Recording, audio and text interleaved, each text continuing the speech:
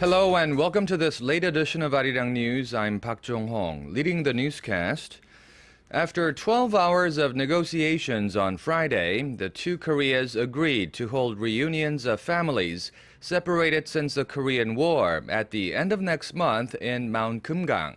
As soon as the talks ended, South Korea's Red Cross got to work, narrowing down the list of candidates who will take part in the long-anticipated reunions. Connie Lee has more.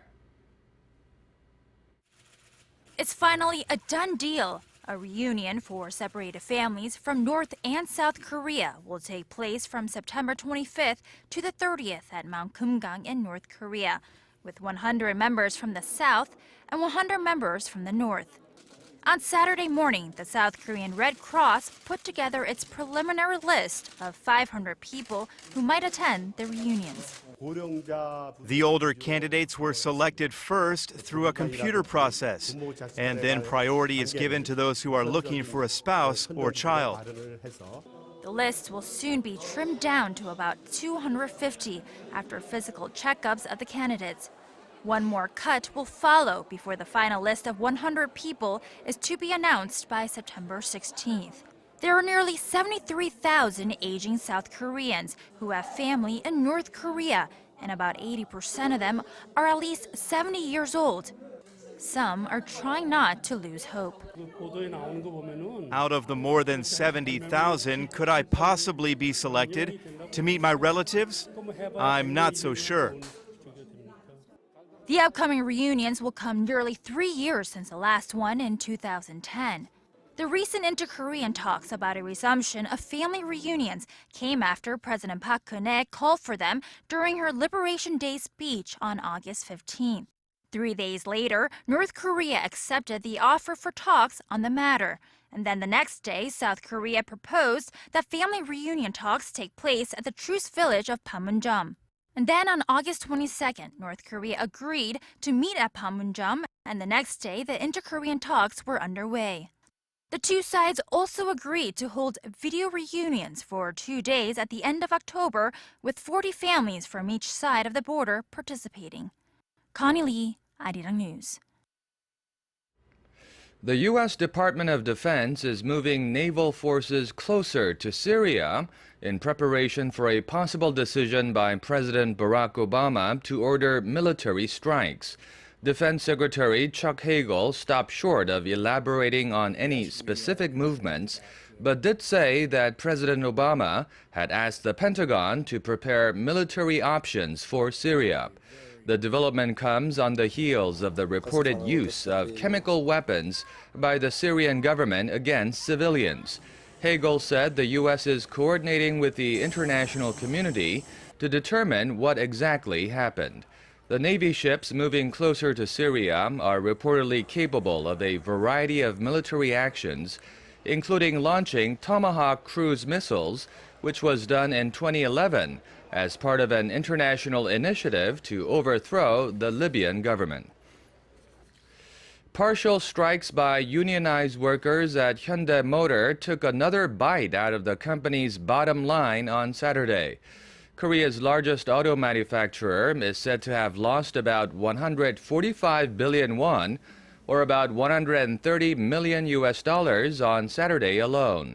The company's unionized workers failed to show up to work for their weekend shift this morning, meaning Hyundai lost out on the production of more than 7,000 vehicles.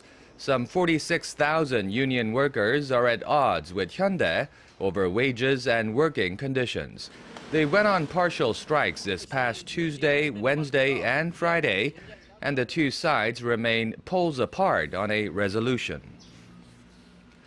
On the third day of his trial, disgraced Chinese politician Bo Xilai accepted, quote, some responsibility for the embezzlement of about $817,000, but not entirely. In testimony read out loud in court on Saturday, Bo told the judge that his wife had taken the money without his knowledge. The Chinese leader is also accused of covering up for his wife, who was convicted last year of murdering a British businessman. Bo was ousted as Communist Party leader of Chongqing last year. In other news, if you're worried about gaining weight in your thighs these days, here's something that might make you feel a bit better. New medical studies indicate that having thicker legs may reduce your risk of diabetes. Kim Young-gil has a story. Mr. Min Byung-chul has been suffering from diabetes for more than 10 years now. He says driving for more than 10 hours a day on the job has severely weakened the muscles in his legs. I don't have any power left in my knees. These days, I'm often at home due to the lack of strength. Sometimes I even collapse because the pain is just too great. Further physical examinations found that both of Min's legs were very thin, at less than 50 centimeters in circumference. With these results in mind, researchers at Yonsei University's Graduate School of Public Health have been investigating the relationship between diabetes and the size of one's thighs. In a study of some 320,000 adults aged 30 years or older, a reduction in the circumference of men's thighs by 1 centimeter led to an increased risk of developing diabetes. For women, that single loss in size resulted in a nearly 10% gain in diabetes incidence. Overall, men whose thighs measured 43 centimeters or less were 4 times more likely to develop diabetes compared to men whose legs were 60 centimeters or larger. That difference was even more apparent for women with thinner legs. Ordinary people can simply examine their bodies at home. As a result, a person will be able to roughly anticipate their chances of diabetes over their lifetime. The correlation between these two metrics lies with how muscles control the flow of blood sugar in the body. Thicker thighs are able to supplement the body with blood sugar more easily. Your cells are able to quickly receive the nutrients as soon as they enter your system. It's recommended that you take part in regular exercise such as walking or biking to increase the muscle mass in your legs. Doctors also say a healthy layer of fat in addition to muscle will provide favorable conditions to prevent diabetes. Kim Young-gil, Arirang News. Korea is well known as one of the largest steel-making countries in the world, and with good reason. According to recent figures from industry sources, Korea's POSCO runs 3 of the world's 10 largest blast furnaces, including the biggest one, measuring 6,000 cubic meters in inner volume, which started newly operating in June. That's about 200 cubic meters larger than the second largest furnace in the world, China's Sagang furnace. The other world-class blast furnaces can be found in Japan and Russia. Top rowers from the world over have descended on Korea for the 2013 Chungju World Rowing Championships. An opening ceremony got things started on Saturday with a performance by the Korean Air Force acrobatic team Black Eagles and traditional music and dance.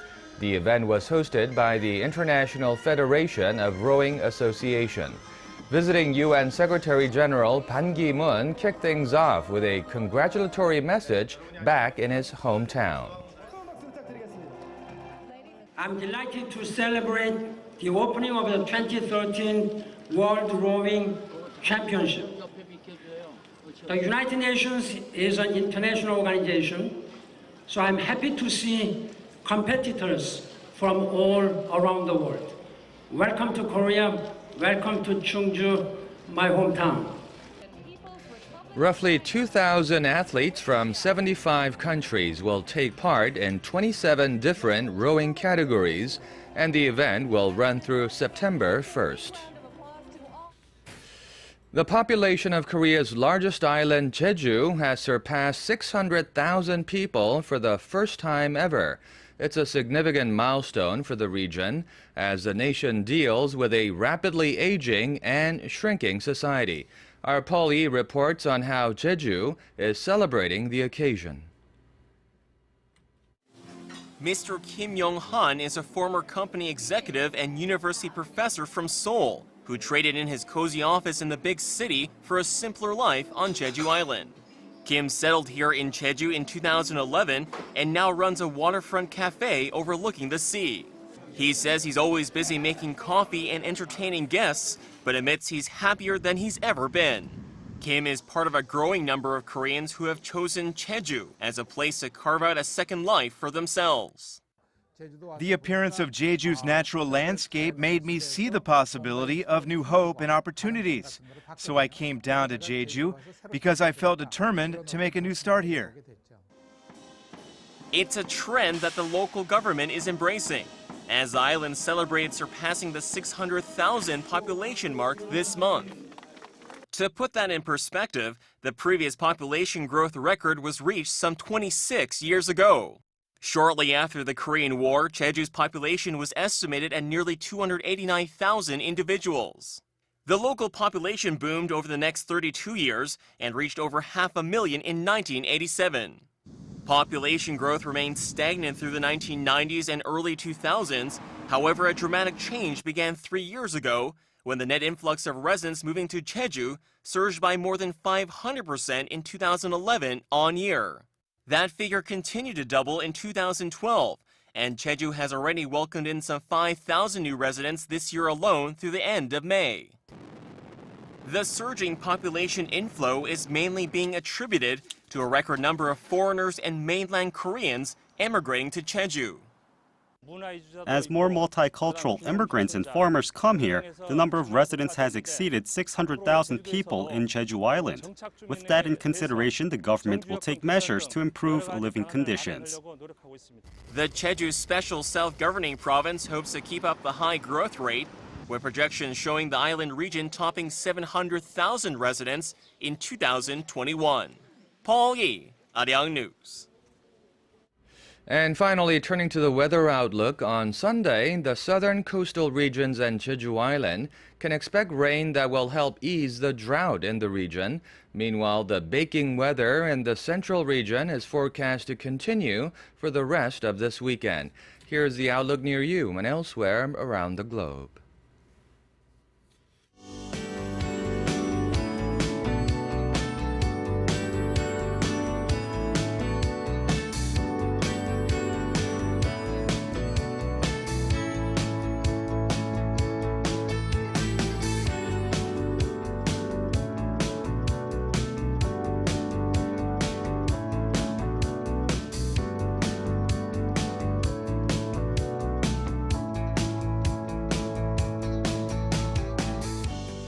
And that does it for all the news for now. The next live newscast is coming up at 6 p.m. on Sunday, Korea time.